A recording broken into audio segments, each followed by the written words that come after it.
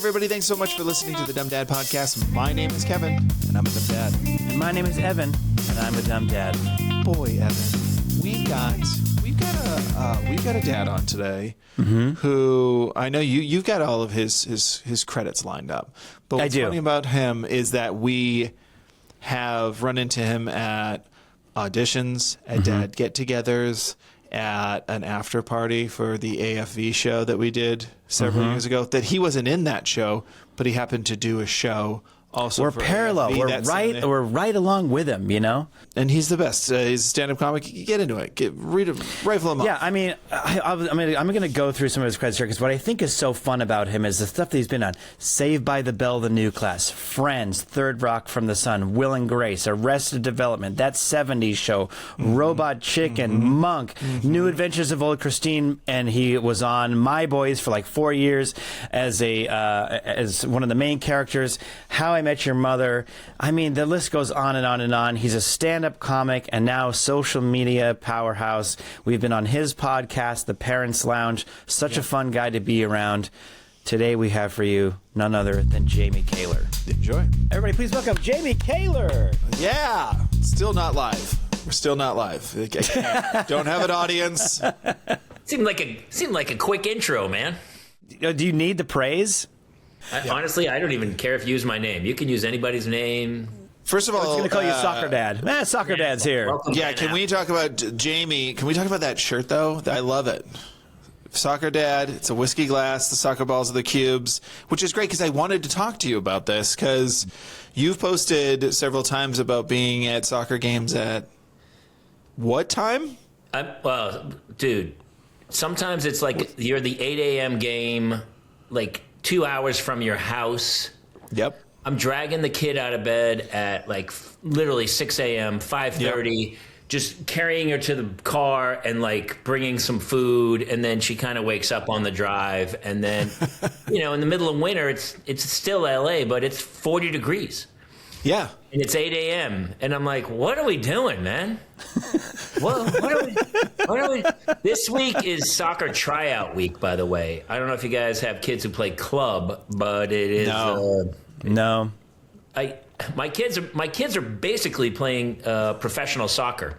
We're not making any money, but the guys who are running the soccer program, they're making lots of money. They are very professional. Raking it in. I'm part owner of a team, really. Is a good way to look at it. That is a good way to look at it. Every month, and then we're on the team. So it's taking a bath. Nice, dude. It is. Youth sports is so ridiculous now that if you don't start your kid, like Claire's like she only played club for 1 year, right? Yeah. So there's A, B, C teams or whatever. She's on the B team. Okay. And there's kids who have been playing club for like 6, 7 years. So they're and they're her classmates. They're on the A team. Because they've been like 3 nights a week soccer practice, 1 night a week agility and strength training with some other coach, and then they also do like private sessions. They group 2 or 3 kids. They pay some dude to do a private session, and the kid's sleeping in a hyperbaric chamber. She's got a dietitian. She's 10 years old, and you're like, what? Yeah. What are we doing? And then the kid gets to high school and goes, I like boys. I don't want to play soccer anymore. And you're like, it's over. That's so, Jimmy. So really before we get too far into it, like we do this a lot. You have 2 girls. How old are your kids?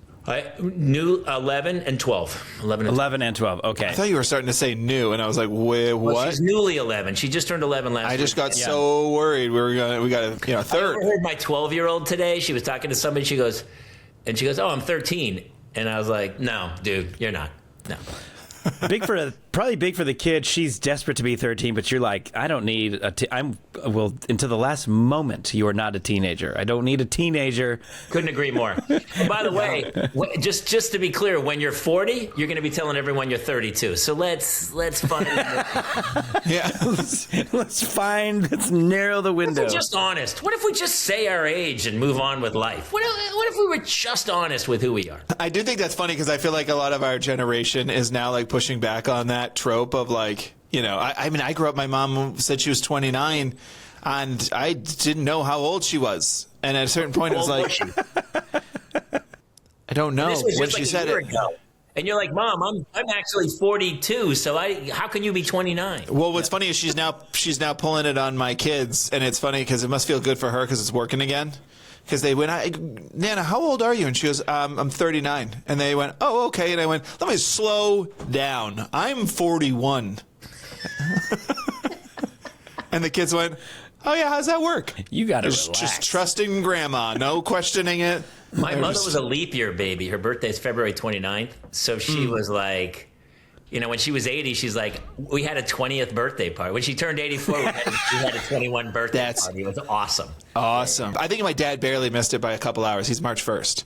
On a leap year, I think. So, Jimmy, let me ask you a question, though, because this has been something that's like I think about a lot because my son plays baseball. My daughter's in gymnastics, but my son tried soccer, he did baseball and these kind of things.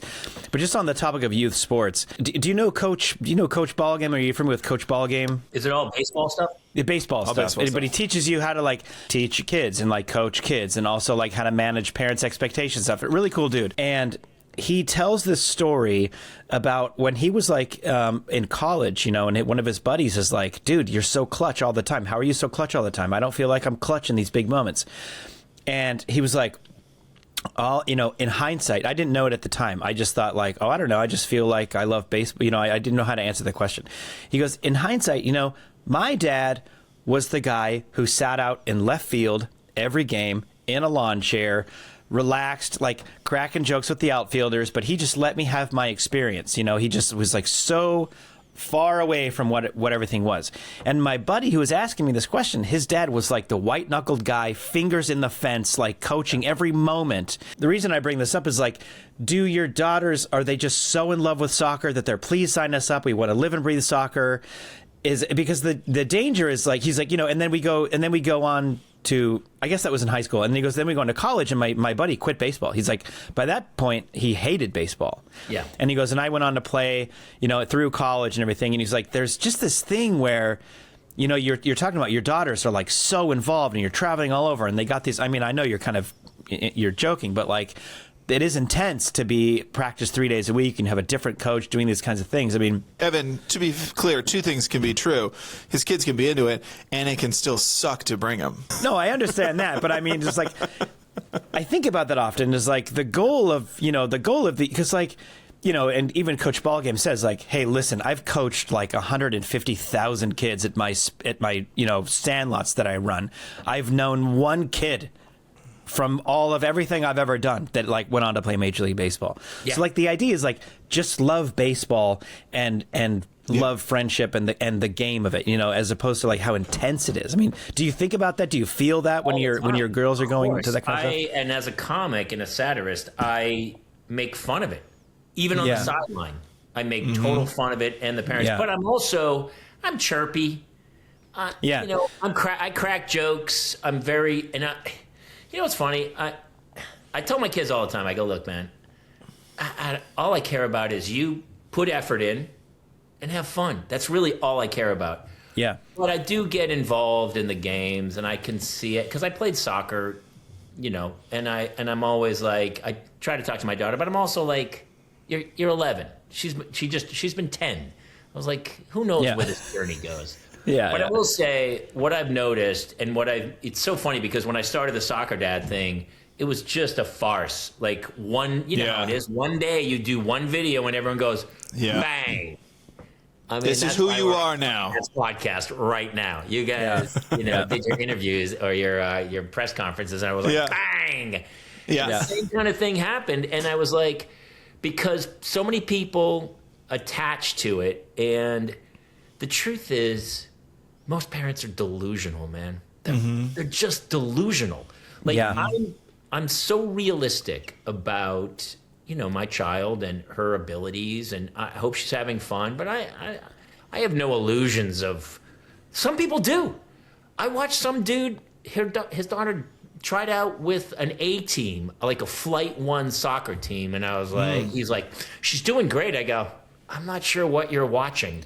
It's like when the guy bombed it and goes, murdered it, and I go, in what room? What room are you talking about? Yeah. I think it also comes from, as actors, I've been to 1 million auditions. I've been humiliated. I've reached great success, and I've been just beaten like a drum. Yeah. So I really have I can watch my own stand-up. I can watch myself and go, that sucks. That's okay. That's pretty, actually, that's pretty funny. And so I can watch my daughter and go, yeah, she's good at this. She's, this could use work. But other people, I'm telling you, man, they go to try out for teams, and they're like, this is happening. And I go, dude, it's not happening. Mm-hmm. Well, it's so much of that is like the filling the void of your experience as a child that you are now forcing through your children potentially, right? So it's like, just let them do their thing. I mean, it kind of goes back to like, isn't it like Jordan was like cut from his high school basketball team or something at one point? So funny. So many people in the last couple of weeks have been, tell them the Jordan story. But I mean, it's like, so the best kid in the whole league of Little League my son plays baseball with, so what? Like, he's 9 or, whatever. It's like, it means nothing now. Like, if he falls madly in love with it and works hard for the next 15 years, maybe. But, that's about it.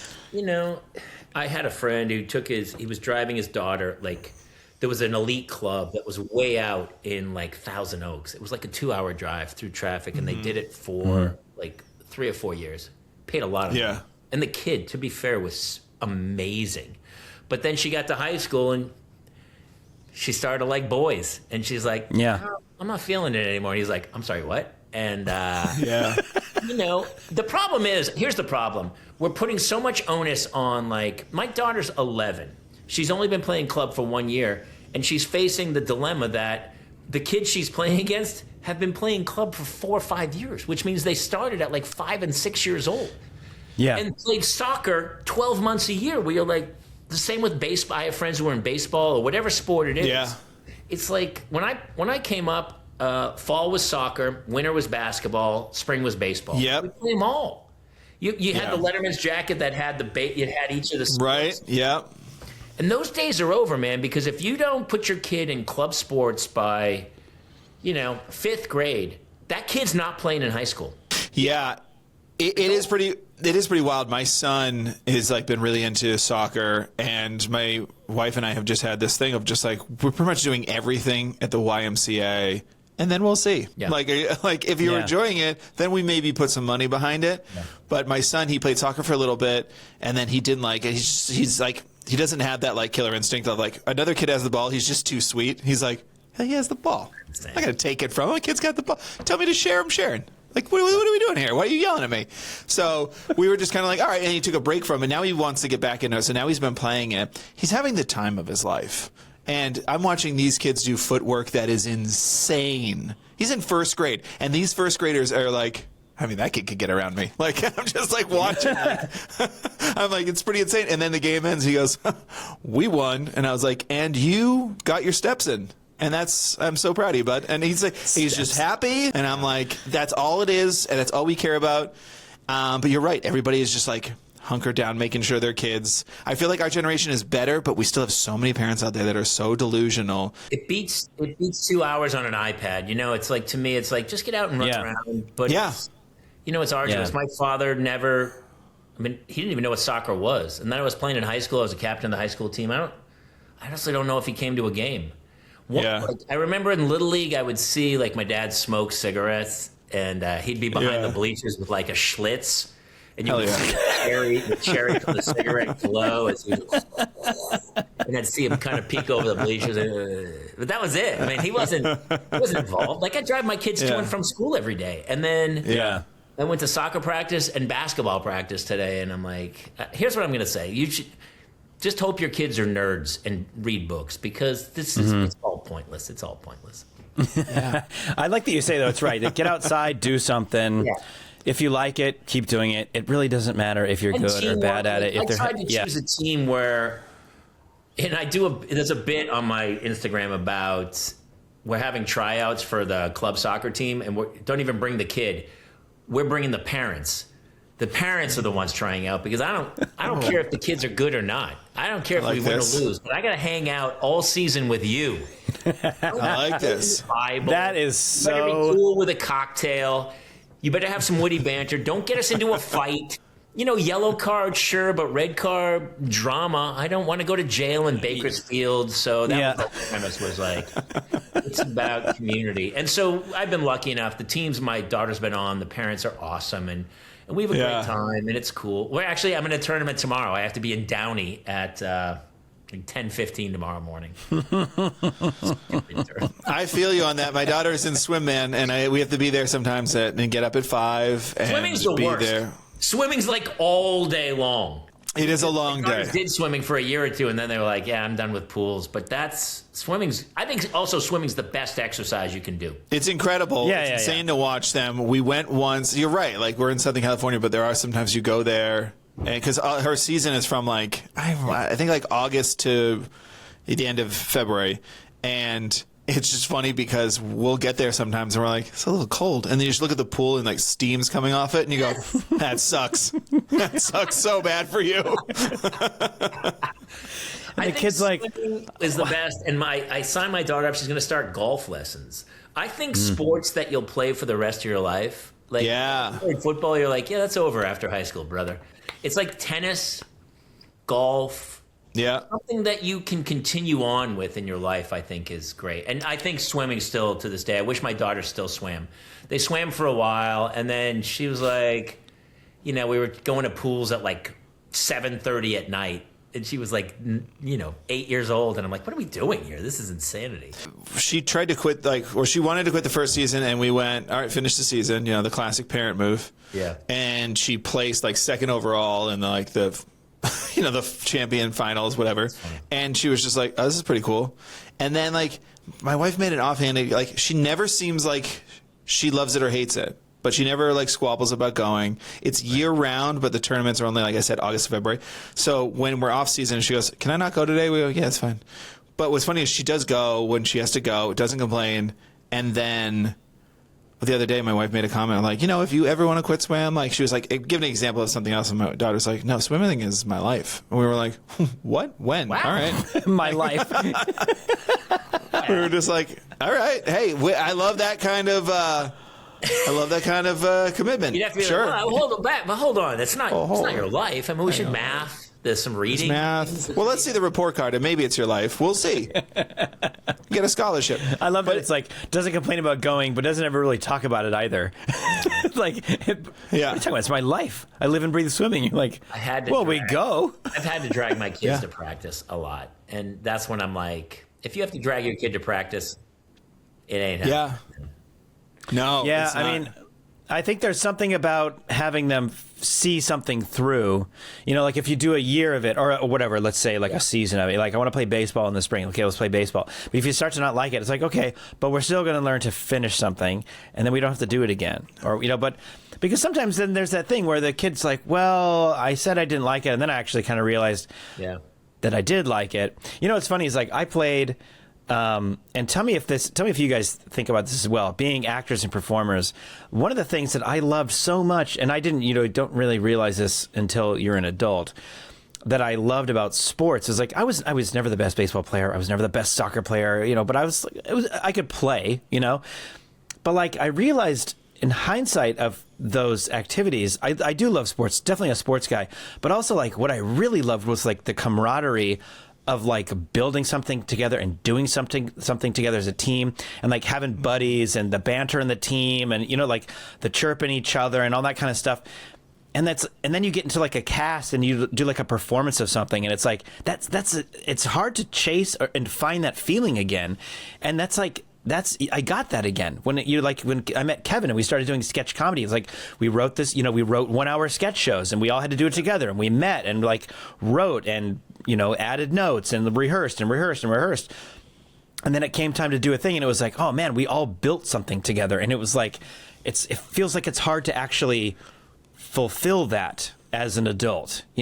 Maybe some work stuff, but that's more priority kind of thing, as opposed to we're doing something together that we all choose to be doing, and then we build something. And so that's another thing that I think I want my kids to do some team sports stuff to maybe find that feeling a little bit, but I agree with you, swimming and golf and things you can do for the rest of your life. And so I got my son, he's on his second set of clubs, and I take him when he wants to go, but he likes playing baseball, but he really does like making friends and hanging out and being around kids. And I think that's like an important thing for kids to learn how to do a little bit, to build something together. My kids are the same. We're super social, and I was the same. I never played solo sports at all. I wasn't a tennis player at all. I played basketball and baseball and soccer and football and stuff. And I'm the same. I love camaraderie. Even to this day, like, you guys, I think you did groundlings, didn't you? Yeah, I did. You guys groundlings? Yeah. I did UCB for a bit, and Kevin did groundlings. I did Acme, and honestly, that was like the most fun. I remember going to like Goodwill, buying crazy wigs for some stupid sketch on a Friday. Yeah. Couldn't have been happier. I was like, I'm gluing on a mustache between sketches and walking out and trying to make the other actor act. Like, to me, that, doing like a 4-camera sitcom is still my favorite job in this town, of like, just the buzz of it, of like, we rehearse this thing, bring an audience in, we blast it out and go. I couldn't agree more. I think there's something to be said. Some people, I think, are individual, like bicyclists or, rock climbers or something, but I think my family, especially my children, are very social, and they, it's always about, I want to, even go to the mall. She's like, can I bring my friends? She wants her friends around her, like a group, and I think there is something to that. I think it's a really healthy way to live. I talked to my daughter about exactly this week because she's on the volleyball team right now. We're doing all the things, and it's all of it, all of the time. She better be tall, man. And she is. She's my kid. She's tall. His kids are string beans, man. They're just like, boo. Yeah. And she is really fun to watch her play. And then I told her last week. I told her between last week and this week we had a conversation where I was just like, hey, I just want you to know. I don't know if you noticed the other team last week. They play the same team every week. Again, it's YMCA. And I go, you play the same team every week. I don't know if you noticed this. The other team, when they score a point, the whole team huddles in and high fives each other. When the other team has a bad serve or screws up a point, they all come in and high five. Did you ever notice that? And she's like, yeah. I was like, yeah, you guys don't do that. And I'm not the coach. You guys do your thing, but like, think about what that is. Like, there are a couple, kids on her team that are definitely a little bit like, when something goes wrong, I was like, what are you doing? And I'm like, ignore those kids. Those kids are watching the Olympics and thinking they should be there. They shouldn't. They won't. Like, think about the kids that are high-fiving each other, whether you got the point or you didn't get the point. And I was really proud of her because tonight we just came back from our game, and we came back and I watched her like high-fiving kids, and it was really funny. It was almost like a cheesy TV show or movie. Like, there's one kid on the team particularly who is just she's one of the better ones. She's just more aggressive. She gets angry, and just like, mine, and like runs across the court where you go, that's a little too far than you should be going. But like, she's decent. And she did something and my daughter went, hey, and turned around and went to high five. And she did that like face of like, what are you doing? What is it? What is this motion? And like, she did like a high five, like afraid my daughter was going to go psych and punch her in the gut or something. Like, it was like the most hesitant high five I've ever seen a kid do. And I was like, I told her later, I was like, yeah, that's it. That's what this is about. Just having fun. Getting exercise, have fun. When I see the pros and they, the guy hits the free throw and then he high fives everyone and they throw the ball back out. Yeah. He misses it. I'm always like, why are you high fiving him? I'm sorry. I'm always like, oh, man, come on. You get a high five when you hit it, but you don't get a high five for missing. That's garbage. Yeah. I like that. I think you get a high five, but if you miss it, the whole team should be like, they should just be like, do better. Be better. What are you doing? It's supposed to go in. It's supposed to go in. She goes, I want to be on, I want to go up a level. I want to go up a level. And I go, well, then play better. I don't know what to tell you. There's no, welcome to life. This is how it works. Yeah. I'm sorry you're being judged, but get used to it because it's going to happen in high school, in college, basically the rest of your life. So I don't know what to tell you. This is who makes the best sports parents is middle-aged actors, where we're just like, you're probably not going to make it. But we're going to have fun along the way. That's the goal. You're going to submit a self-tape that you're like, this is so good. So good. How have I not heard anything? This is really... Yeah. It's the ones when you leave the room and you're like, I don't think they liked me at all, that you get the callback. That's when you're like, I don't think... Sometimes the project is, like, I don't even know. I read for White Lotus, and it was a really good part. But it wasn't even it wasn't a regular. It was a recurring kind of Hollywood agent guy, and I'm like, oh, I'm so perfect for this. Yeah. I memorized it for like 3 days and busted my ass, and I submitted it, and I was like, whew, off it goes. Never heard a word. No. I was like, oh my God. And the sides had my name emblazoned on them. Like, if this gets out, you're going to be sued. Yeah. And, you're like, ugh. But it just reaches a point where you're like, yes, some movie star from the 90s is going to take this. This is insanity. But yeah, I mean, it's so funny. Like, too, I mean, it really is like, I think an important thing to learn. Like, at least I tried to. It was like and it's not necessarily only acting or going out for jobs, but it's a lot of things in life. Like, but it really stuck with me at one point. It's like, control what you can control. You can control your love for it and your effort and your tape, or you go in the room and you can do it. Then it's like, man, go to the next thing. Throw it away and go to the next thing, because you could drive home and go crazy. Why did I do this? I made that decision. They asked me that question and I don't think I answered it the way they wanted me to answer it. Like, dude, that doesn't matter at all. Like, just go in there and do the thing that you can do, and then it's on to the next. And if you get a phone, like, who is this? Hello? Then it's like, oh, it's a pleasant surprise, But if you stew on it, it's just you're gonna drive yourself crazy. Absolutely. And you reach that age. I'm a little older, and so I know that for a fact of like, just be in the moment, man. Enjoy the moment. And it's even so true in performance and stand-up or anything. When you're on stage, I had a friend who's starting stand-up, and he was so nervous before going on stage. I said, listen, man, just if you have fun, they'll have fun. That's the key. Just own it. Be in the moment. And so the truth is, I had such a good time doing that audition. Like, I really memorized it. It took me days. I really memorized that thing, and I busted my ass. I worked on it. And then in the audition, I also did crazy stuff just to make myself laugh, with the confidence, which I've always done. And sometimes it's burned me, where people are like, what are you, crazy? And other times they're like, brilliant. It's just, it's an art form. Everything's an art form, and you have to do what you love. And so I talk to my kids about that all the time, about what do you care what they think, man? Yes. Be you. And I wish I could go back in time, because I was so self-conscious at that age. And I think as we're adults, we try to teach our kids the lessons we've learned over however many years. But the truth is, she's 11 and 12. Yeah, they have to kind of learn them on their own a little bit, And so to get them to go, just let it go is the hardest part. But it's cool when it happens. Yeah, I definitely think there's so many things of the tropes of when you become a parent, oh my God, I sound like my mom, I sound like my dad. But there's so many of them where you're like, I do because now I get it and I don't want you to do it. And so much of it is who cares what they think? And it is I know. I'm sure my parents did too, and their parents did too. Yeah. But it's as you say it to them, what it sounds like to them, for you to be like, who cares what they think? Who cares what they like, what you don't like? Care about yourself and what you are. But in your head, you're going, so dumb. You're so lame. You're so boring. They hate all of it. All she hears is wah, wah, wah. Yeah. Wah. The teacher. As the corner, they're just disappearing around the corner. Yeah. No, that's great. Thanks, Ed. Here's a great pitch for a movie. A kid who at some point goes, I'm going to listen to everything my parent tells me. Because the truth is, everything my kid's going through, we all live through it. I tell her this. I go, here's how this plays out. I went through it. Everyone on Earth's gone through it. You're going to go through it. You're going to learn the hard way, the same way we all did. But what if you listened to what I'm telling you and you actually just did exactly what I tell you? How would life turn out? It's like when John Cryer goes back to high school. Do you remember that movie?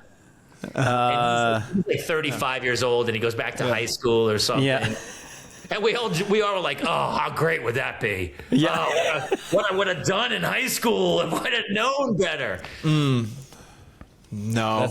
Hiding Out. Hiding Out is the name of it. Hiding Out. Yeah. Jamie, I wanted to ask you a question. So you actually alluded to this earlier when you said your favorite thing in this town is to do a 4-camera sitcom, live audience kind of thing.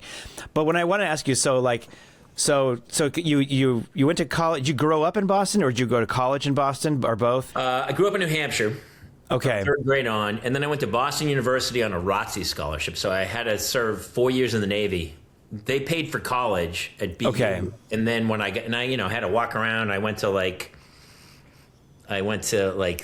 You were a marionette? Yeah, I had to keep my hair cut short or whatever. And then summer I would go on cruises and high and tight, baby. I had high and tight, baby. Yeah. And then the day I graduated, the next day I drove to San Diego and I served for 4 years in San Diego. So you served, and then you thought at some point you thought, like, you know what? I mean, well, you can tell us if you want. Like, you chose. I think I'm gonna chase the industry. I'm gonna go be an actor or something in the industry. That's not how it works. I got out and I had accumulated like 6 months of pay, like vacation time. So I basically just sat on the beach for like 6 months, and then I ended up getting a job at the Pacific Beach Brewing Company as a bartender.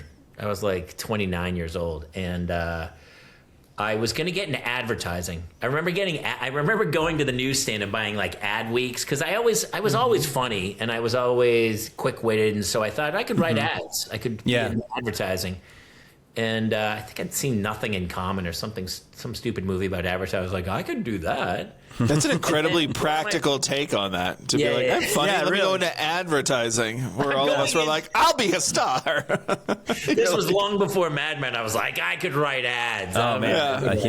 Yeah. And so I remember thinking about advertising. And then a friend of mine was like, hey, man, I'm in this improv group. And there's a bunch of girls in there that are pretty cute. You should come. You're pretty funny. And I was like, yeah, all right. And so I go join this improv group in San Diego. And it was, as soon as I walked on stage, I was like, yeah. Whoa.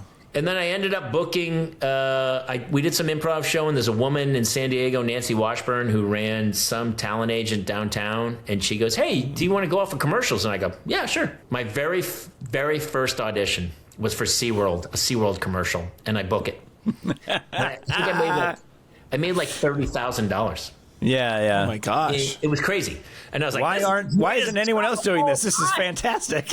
I don't think I worked again for like 2 years. Yeah. I ended up booking like a Renegade episode and a Silk Stockings out of San Diego.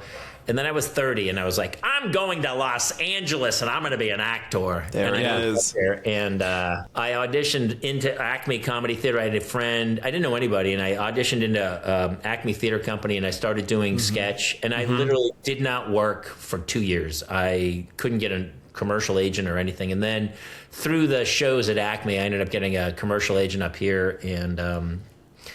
And then I started booking. I booked a few jobs here and there, and then all of a sudden, once I got Friends, all of a sudden I booked Friends out of nowhere, and then all of a sudden people were like, oh, I guess he's okay, and then I booked Will and Grace and King of Queens, and I mean, so that was part of my question. It's like, so you come here. I didn't know the story, like how you actually came to be an actor, like in Los Angeles. So.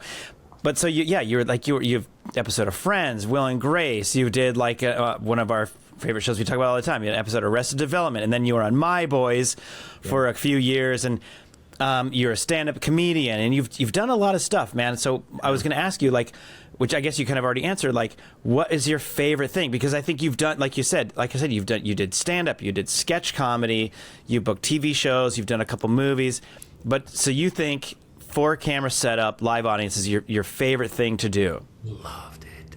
Yeah. Yeah. You guys you've done 4-camera? No. They're not around anymore. I did it once when I first moved here. I didn't know what to do. Same thing. I knew no one, and so my cousin came here once for like a year and a half, and she was like, I did some background work to get used to it, so you can do that. So I thought, okay, well, when we come here, maybe I'll do some background work. And so I did like movies, commercials, TV shows, Nickelodeon, like everything. And I did a couple shows where, it was like, there's like 6 people on stage and I'm one of them. I don't have any lines, but I'm kind of there learning as I'm looking around learning. And so I did that, and there was an audience comes in and we did it. And it was like, oh, this is kind of wild, that this is how this works. So that's about the extent of that. But it was like, it was pretty fun. I mean, it moves pretty quick, those kind of things that move quick, and everyone's got to be on and quick and move around is pretty interesting. What's funny is what you guys are doing with Dumb Dads is basically this generation's 4-camera sitcom. I mean, it's like, the thing was, you show up Monday and you would get a script and then you would rehearse it and then shoot it on a Friday and then move on to the next script on Monday. So in a weird way, I think what you guys are doing is really like the whole next gen of sitcoms because nobody like who dictated 22 minutes was the right length for a comedy, right? Like nowadays it's 3 minutes tops. Yeah. Maybe even 1 minute. You know, back in the day, the Three Stooges films are like 15 minutes, like a weird, you know, all of a sudden kids today are like, why are we watching 2-hour movies, man? Right. My kids don't want to watch 2 hours of one movie. They want to watch 121 minute different films. Yeah. So I really think it's just changed over time, and that was that era of like the 70s. Because when I came to town, I wanted to be Ted Danson, man. That's all I wanted to be. I still want to be Ted Danson. I know, I want to be. You guys both look like you could be Ted Danson. I could not be Ted Danson. It was such a great era. Hilarious. Man. We would stay in. I was in college. We would stay in Thursday nights to watch Seinfeld. I remember watching. Like nobody went out on Thursday nights. You'd watch Cheers, and literally 2/3 of the country. I do think that's a big thing about today is that everyone's like, "Oh, find your niche, find your niche," but in a weird way, it's splintered us all. Back in the day, everybody watched Seinfeld. The numbers were off the charts. If you didn't watch Seinfeld the next day, you were lost in the conversation because that's all we talked about. Yeah, we just had this, unifying thing about the country, and I think it's so splintered now where everyone's like, people go, "I watch this show," I go, "I never even heard of that show. What are you talking about?" Yeah, this show changed my life. It's the best show I've ever seen. Like, I don't never even heard of it. I know. It's very rare. Like, my wife's watching, she's trying to catch up on Love Story downstairs because we're going to watch the new episode after this. Like the JFK Carolyn Bessette thing. No, nobody on She's like, no, see, never heard of it. What you're talking. Never heard of it. Heard of it? Have you not heard of it? Oh, no. Fake. I think that's like, we don't need to get into the weeds of what's television's evolution, but like going back to like Dick Van Dyke, that was when that era was when live studio audience was so fun. It was probably the most fun then because like they're laughing at jokes all of the time. Not breaking, they're just like making jokes and then laughing. If you watch that show, like someone makes a joke, it's not like, oh, that's only funny to the audience. Like half the time it's also funny to the people in the room. They were just being silly, and then it like heightened with the age of like Cheers, Seinfeld, all of that. And then sure. The original Dick Van Dyke show is but then now they just when they started canning it and all of that stuff, and it was like it then stopped, I still think it's fun and amazing. It's still so much, but I think it will come back. A lot of people they're trying to make it come back. Yeah, that's like the big thing is that they're pushing because it's cheaper. But I also think it's like it could be more fun.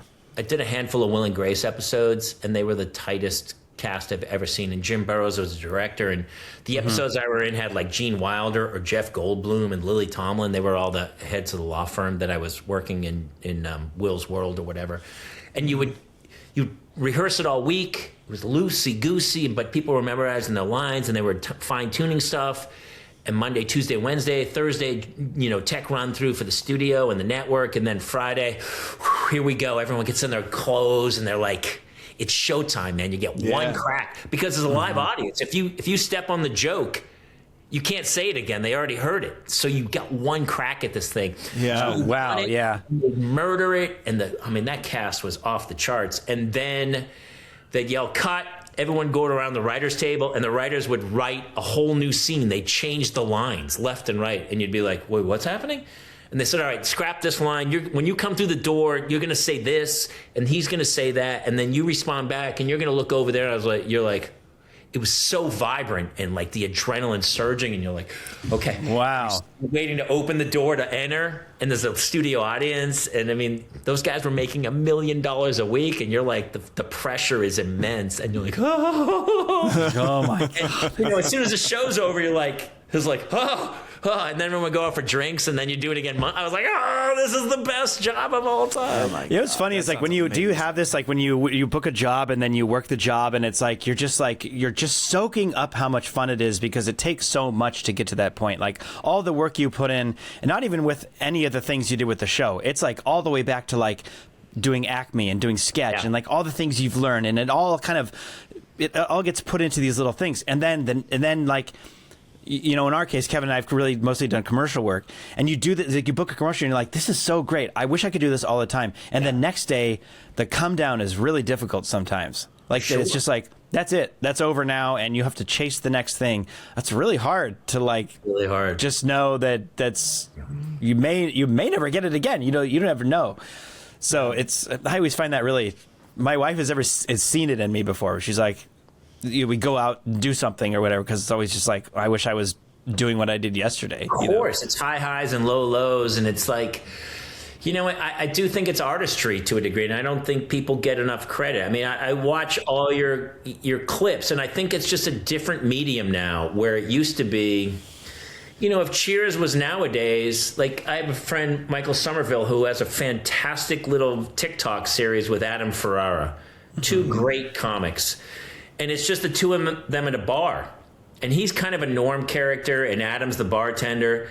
And there's runs of sketches on TikTok, and they have hundreds of thousands, millions of views or whatever. And it's just little vignettes. But back in the day, those vignettes, because of the way television was oriented on the 30-minute parameter and ad space, it had to be 22 minutes. That was just the math of it all. Now, because of the different way that people ingest entertainment, it's like 60 seconds, and you better open with your best joke or you're going to lose everybody. Hook them now. The hook. How did we go from 22 minutes to 22 seconds? Well, I talk to my kids all the time about delayed gratification. And I think there's really something to it. I think there's something where when you're invested in something, payoff is so much more rewarding than it is when you, in the first 3 seconds, go, oh, that's funny. Like, I think there's something to be said for something that slowly plays out, like a Monty Python sketch or something, Bob and then it goes off and it slowly pays off. And then there's all, you talk about Seinfeld. Think of all the little jokes that were payback for earlier episodes. Like they were runners. They were runners from earlier episodes that were payoffs that had you not watched those other episodes, you wouldn't have enjoyed that joke. But because you saw the whole run of the show and you were invested in this series, you were rewarded. And I think kids today are not getting that because I think it's this immediate gratification of dopamine of like, fucking stupid Jell-O. I'm making slime with Jell-O. It's like, what are we doing, man? You know what I mean? It's like I talk to my kids all the time about going, there's that famous experiment where they have a whole room full of kids and they give every kid a marshmallow. And they go, if you cannot eat that marshmallow for 20 minutes, we'll give you a second marshmallow. And like 3/4 of the kids are like, we don't care. We're gonna eat that thing. The Stephen Colbert had, I don't know, the person who came up with that experiment or something. I don't know. Somebody was pushing it on the Colbert, the late night show. And it was just a great moment of just like, this is why he's just great. He sits down, he goes, tell me the experiment. He goes, all right, so I'm going to put this marshmallow here. You can eat that right now. And then before he finishes the sentence, Stephen Colbert eats it. And it was just like, that was the exact right thing to do. Yeah. Like, not going to wait for whatever's next. Baby. You might take it away from me. One of my kids would eat it right away. The other one would save it for the year. Yeah, you'd find it under their mattress. I was that kid. When I got my Easter bunny, my chocolate Easter bunny, I would save it and save it and save it and save it, almost to the point where it was like inedible because it was so like white it had rotted. Yeah, it's like how did milk chocolate all of a sudden is white chocolate. I think you waited too long. Isn't it weird? When your kids come out, you think you have control about what they're going to be like, and you don't. I don't know about you guys, but my two kids, they have been exactly the same from the day they were born, and they couldn't be more opposite. They look very much alike, but one is like, doesn't put the work in, flies by the seat of her pants. The other one's so meticulous. They're night and day, and I'm like, and of course my wife says she blames me when the one acts bad. She goes, "That's your fault. She's taking after you." And I go, "What about the other one? The other one's good. Why she doesn't take after me?" And she goes, "No, that one's after me." All right, Jamie. I think it's about time. We've had a lot of fun. We had some laughs, but let's get into the nitty gritty of what this podcast actually is, where we talk about the dumb things we do as dads. And as if you haven't figured it out already, we do dumb things. We do dumb things as parents. Now, Kevin and I, we talk about it all the time. You know, we've admitted hundreds and hundreds and hundreds of dumb things we've done to our audience. Some a little more mundane than others. But you tell us, man, what's the dumbest thing you ever did that really brings you joy? Even though it's like some embarrassment in hindsight, but that you think like, wow, that was really stupid. Well, the list is endless. Of course. For sure. I think if you're wondering what the dumb dad moment is in your life, every time your wife mentions divorce and she brings back the one thing that happened like year one of your relationship, I think that's typically the dumbest of the dad things. I will say recently, I've been, here's the other thing about being an older dad is that. I like that you dangled that year one fruit and then just took it away. It's coming. Oh, it's coming. Buckle up. Okay. Buckle up. Okay, build the story. It's honestly embarrassing to tell, but maybe you'll defend me. I don't know. But recently, you know, I talk about it a lot in my act because I'm older, and you know, I was at school, and the teachers are like, hey, you know, you need to keep your kids safe on the internet, and I was like, hey, man, not for nothing, but I'm 60. She needs to keep me safe on the internet. You know what I mean? Like we're at a point where I can't protect her. I don't have Norton security. I have Claire security. Every morning I just have Claire go through my emails where she's like, hey, don't download this. This is a scam. This is no, Svetlana does not want you to take out your life savings and move to Eastern Europe. And I was like, well, then you need to help me cancel a flight, Claire. I don't know how to get out of this. But recently, so I don't know if you guys deal with iPads on a daily basis. So for like, give me your iPad. Yeah. And so I take the iPads at night and I take them into my bedroom and I kind of get rid of them just so at 3 o'clock in the morning, my daughter's not talking to some guy named Earl from Iowa. I don't need that. Appreciate it. But so my daughter, she, dude, it's like Hogan's Heroes and I'm Werner Klemperer because every night I was like, give me your iPad. And she would fight me. And one night she was like, yeah, here you go, Dad, whatever. And for like a week, she was like, here's my iPad, no big deal or whatever. And then I didn't even catch it. The other one ratted her out. The other one's a snitch, which is awesome. And I reward her. Yeah. Because here's what the other one did. She found a dead iPad. You know how you have an old dead iPad in the garage? Yeah. Every night she'd pull her real iPad out of the cover, keep it in her room, take the dead iPad, put it back into the cover, and go, here's my iPad, Dad. And for like a week, I was like, wow, she's making a turn. Maybe she's a cool kid. I'm doing a great job. I knew that if you just kept pushing through, you'd get through them. That's what I said. Honey, this is what I've been telling you. I believed in her. You've been laughing at me. And that's where that's on me. Stupid. And so the other night, she keeps doing this, man. Let me charge it for her. Why does it have that wide charger? Did they go back to those wide chargers? A 30 pin. Now there's a code you can give the iPad will shut down, but I can override it with a code. There's a 40 code or whatever. Yeah. And so she would be. I have to keep changing the code because the little she figures out the code. One time 0000 from a Navy guy. It's not the code. She did it like this. She read it off my glasses. I had glasses on, and she read the code off my glasses. And the other one goes, "She's reading it off your glasses." Like the other one's a total snitch. And then just the other night, she goes, "Here's, can you put the code in?" And I go away. And she goes, absolutely. She leaves the room, and I go to punch the code in, and the other one goes, she's recording the screen. And I go, what? And I look up in the corner, and it's recording. She was recording the screen of the iPad so that when I punched in the code, she could go back and watch the video of the code I punched. Like, dude, it's almost like they have the iPad up. You're done, and they're in bro. prison. Like You're done. You're cooked. It's over. Next thing, okay, here's another tactic. I just thought of this. This is me as a kid. She's going to wipe it clean and then see where your fingers touch the screen, right? That's where I thought it was going. I thought she was doing that. That's the one I thought, because that's us from the 80s and 90s. That's garbage. It's 80s spy movies. So far that is so funny. She probably got cameras set up my house. She's like, honey, why did you snip the clothes steamer? Because I think she's steaming the iPad. Now she can't.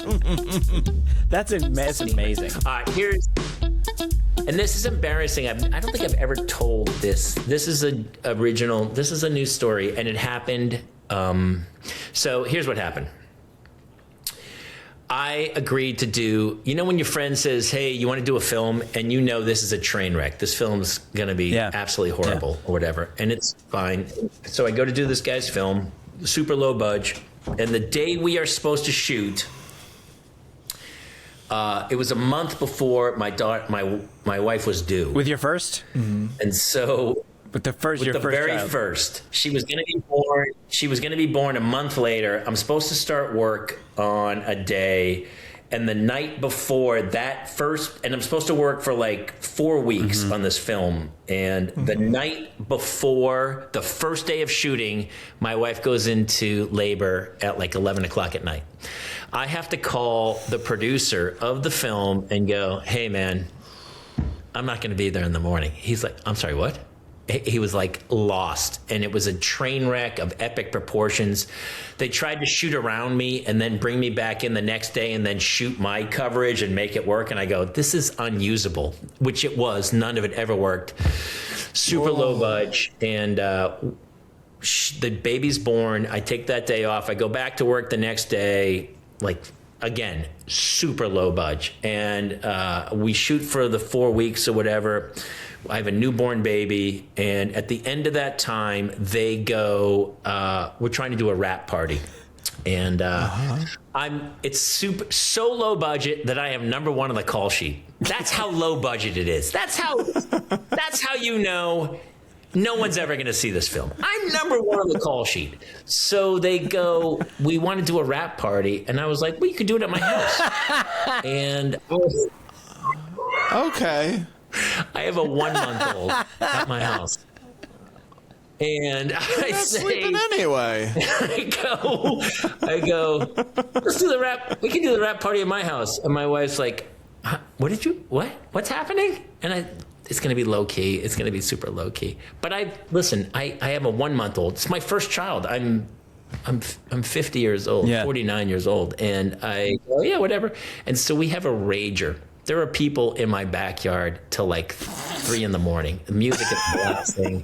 People are wrecked and naked in the jacuzzi. It is just it's Caligula chaos. It's just mayhem in the backyard. And my wife comes out with the 1-month-old going, get the blank out of my house. Throwing people out of the house, and she was totally right. She was right. Yeah, and, it was nobody's going to think the other way. Here's how I know how dumb of a dad moment it was, is because still, even like a week ago, we had a fight, and she was like, and this was 14 years ago, maybe 15 years ago. She goes, you had that party at the house where I told you not to do it. And I was like, that was 14 years ago. What, are we still there? And she's like, yeah, we're still there. You haven't worked it off. My gosh. Just know, whatever.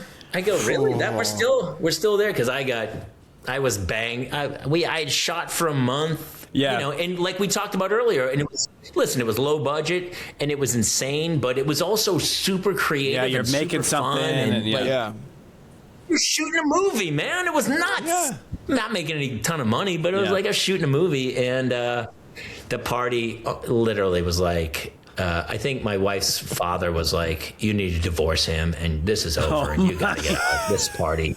The fact that he would throw a party. But as number one on the call sheet, I felt really obliged to kind of some responsibility there. Because they shot it on, they shot it on a shoestring budget, and I was like trying to help. Yeah. What else were you, what options did you have? It didn't go great. So that's got to be one of the dumbest moments you guys have ever heard from a dumb dad. Yes. That's pretty good. Yeah, I'll give it to you. That's wonderful. So, by the way, if I do get divorced anytime soon, you'll go, oh, it was a party. Yeah. You got an extra 14 years.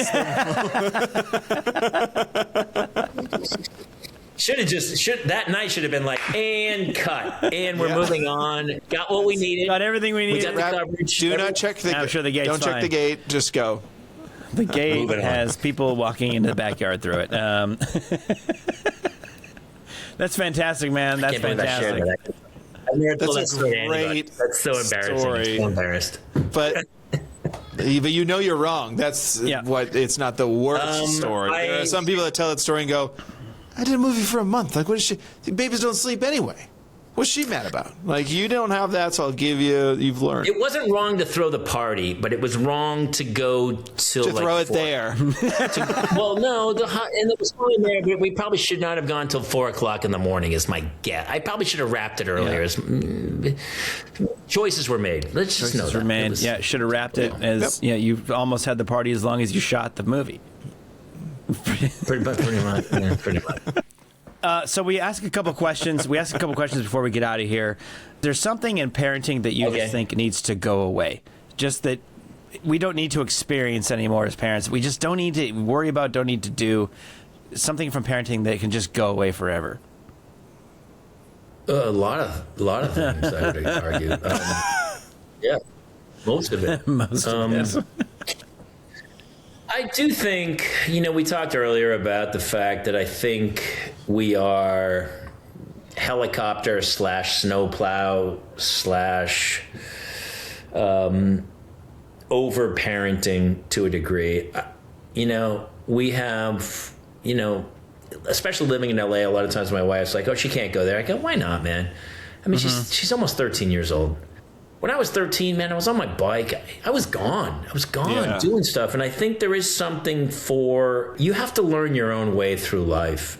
I think we're overprotecting our children to a degree where they are coddled to a degree where they aren't off just doing their own thing. And so I'm trying desperately to let my child grow and go off on her own and learn. Maybe this thing is you can't learn life the hard way anymore because some idiot's going to video it and put it on TikTok. Yeah. So it's almost like you can't make mistakes, and that's why kids aren't drinking anymore. They're so careful about who's somebody filming me or what's happening. So it's just a weird time. Yeah, I appreciate that. I agree with you that it really feels like, and I think, the conscious parent, now that maybe is like overly conscious, why we were just talking about this earlier with another friend of ours, that like my son's going into middle school next year, and it's like, it's easy to like, you pick the middle school. We're thinking about these middle schools, but this just had an accident. This one just got caught doing this. And so you're hyper fixated on this thing. And she wasn't serious. It was like this offhanded comment where my wife is like, it's like I want my kids to just be in this bubble. I want to raise them in a bubble, which is the protective parent thing, but also like that ruins them, right? So you have to, the hardest part as a parent, especially nowadays, is like letting them go outside and learn those lessons, like you said. And really, I think probably what it's about a lot of the time is curating the relationship so that when they go out and make those mistakes, they come back and talk to you about them, and then you can go through with how to fix it or how to go through it. But you're right. I mean, I think that's great. I think you're absolutely right, man. And it is weird. Kids are like, I always say they're extensions of my nervous system. And it's funny because like watching my own daughter get bullied actually is more painful than my memory of me getting bullied. Yeah, that's true. Like, anytime a child suffers pain for some weird, I'm like, ah. But I do think there is something to trusting them and going, hey, man, we're not preparing them for life because life is not fair. Yeah, life is not easy. And it's hard, and it's very competitive, and you have to find your way, and you have to find your group of people and your tribe that you live with, and whatever you're going to do. And yeah, it's hard, but I'm trying to be more proactive about letting my children go do their own thing and be individuals. Love that. Is there another question? What's the other question? I'm banging them. Was there something when you became a parent that you were excited to incorporate into your family? Whether it was something that you grew up with and you were excited to incorporate as a tradition, or just something that you kind of just always thought, this is going to be a thing and I can't wait to do this thing. I know, it's not ripping butts behind the bleachers. It could be that. Or, yeah. Those cherry cigars. With a can of Schlitz. I think the greatest thing when kids were first born were the holidays, for sure. It's a great question, I think. And I think I remember when the babies were born to go like, Christmas is going to be so great this year. Yes. Like I just remember starting traditions. You know, we had the Easter Bunny, and we had a cutout of the giant footprints of the bunny, and we took flour and made like I had a stencil of a giant footprint of a rabbit, and I just remember making those and just being like, and then we had them in the backyard walking towards the door, and then when the kids woke up and they were like, the Easter Bunny came. The Easter Bunny does cocaine. The Easter Bunny does cocaine. As a late in life dad, you know, I had done Christmas so many times, and I'd done like orphan Christmases. You get to a certain point where everyone's married with kids, and you're in your 40s, and everyone's like, "Where's orphan Christmas this year?" And you're like, "Oh, it's at Frank's house," and everyone's like, "Just bringing a six-pack." It's like Friendsgiving thing. Yeah, Friendsgiving and stuff. And all of a sudden, then I had a family and kids, and I just remember the joy of those certain things, those things that, you know, I think Christmas and Easter and Thanksgiving, holidays became totally different because you saw them through your dad's eyes for the first time, really.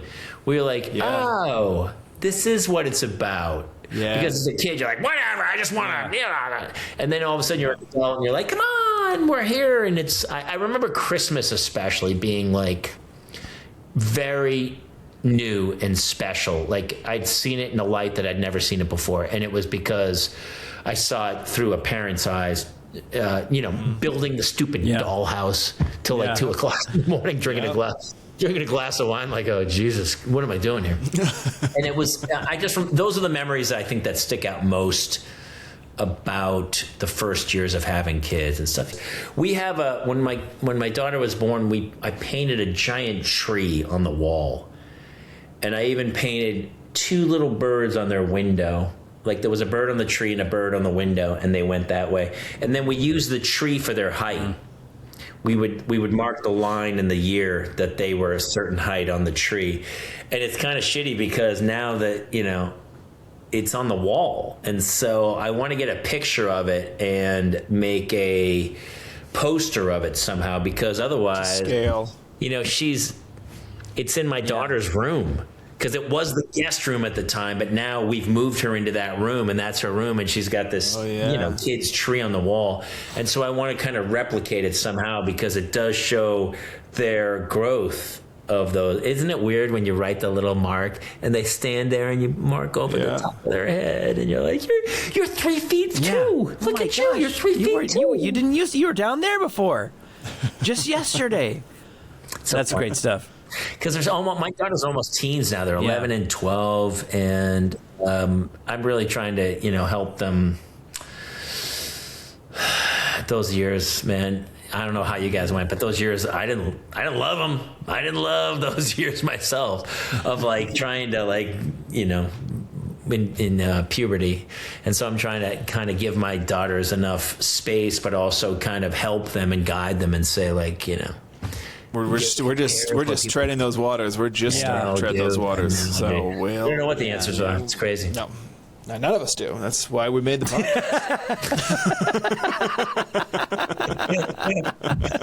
Your kids are going to be like, what do your parents do? Like, they're dumb dads. Both of our kids love to tell people that. I've said that. Love to tell people that. My dad's a dumb dad. People are like, oh, okay. Like, because they don't know how to respond to it. Something like that coming from a child's mouth. Like, my dad, he's a dumb dad. And you're like, hi, how's it going? I will tell you now, my daughter's almost 13. I do the Parents Lounge or whatever, and I haven't done much of it lately. And because a lot of it was because, and this may happen to you at some point, my kids were like, hey, stop talking about me. And I go, I'm sorry, what? And she goes, all the kids in my school follow you. Oh. And so every time you do a bit about me, they all know it. And I go, really? And she goes, yeah. And it was after the soccer dad thing, all the kids in the school started following me. And so, you know, she's in 7th grade and all the kids follow me.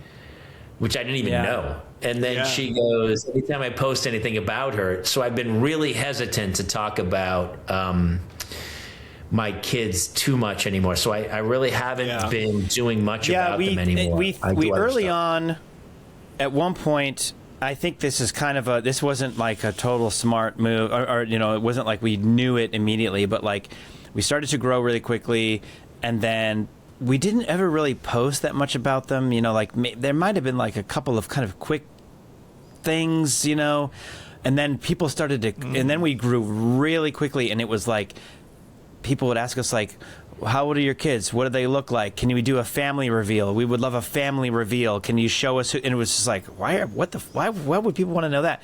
And then it was like, oh, I see. This is kind of like, because people want to know all about it. I want to know your story. Can I fall in love with your story? And it was like, oh, I think, and we just kind of thought like, maybe it should just be more, it should just be like our perspective of this, and less about, dunking on how annoying our kids are or the embarrassing that they do.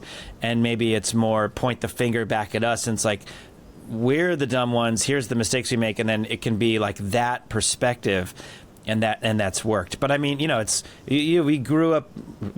I mean, our account, like, I definitely see that from you guys. I know exactly what you're saying, because I think I used to talk more about like my kids, but I think you guys talk more about yourselves, and I think that's a really smart thing, because that's kind of evergreen, because every parent is going through what you are talking about. It was just more about like when some mom's like, oh, my daughter had her period this morning for the first time. And you're like, dude, don't do that. Don't do.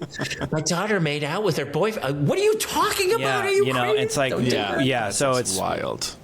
That just kind of felt a little bit right to us. And it was like, it's based on like the dads we grew up watching as kids who like couldn't do anything right. They didn't know their kids' teachers' names, or they were so uninvolved, and it was like this inside joke, like, God, these guys are such morons. And it just seemed like this is like the oldest joke ever. That's like the dad is a piece of and he doesn't understand. It's like, this just seems kind of old, So the dumb is kind of tongue in cheek, like, the dumb is silent, but the dumb is when you feel dumb when you make mistakes. Yeah, the way you guys are doing it is perfect, because it's exactly right about.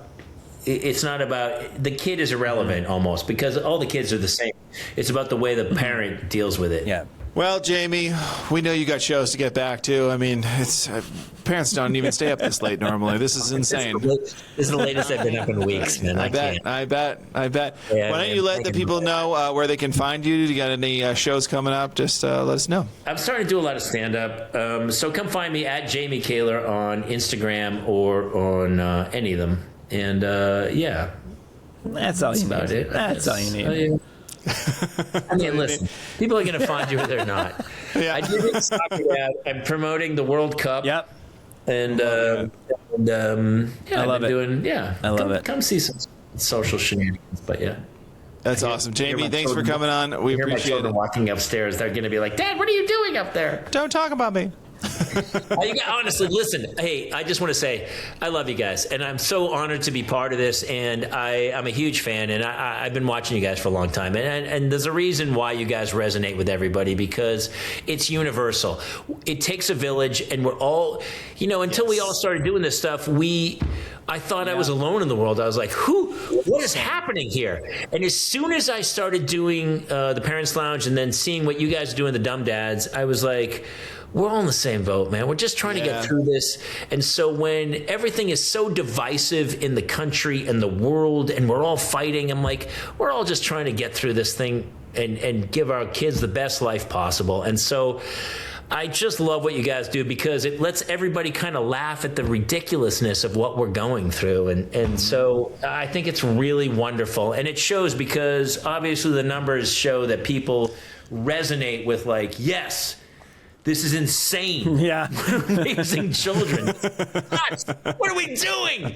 And so I appreciate it. And so thank you so much. Yeah. Oh man, we appreciate having you on. You always it always brightens me up when I see you on an audition, when I saw you at that rap party for AFE years ago. It's always great seeing you, and maybe we can see you again on purpose. But it's hard with parents. But let's make that happen. It'll be on the links. Let's get together sometime. Thanks, James. All right, man. Thanks. Thanks for having me, guys.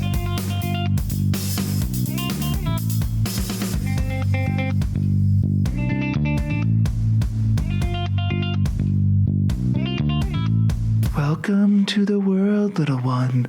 Welcome to life. How do I stop this?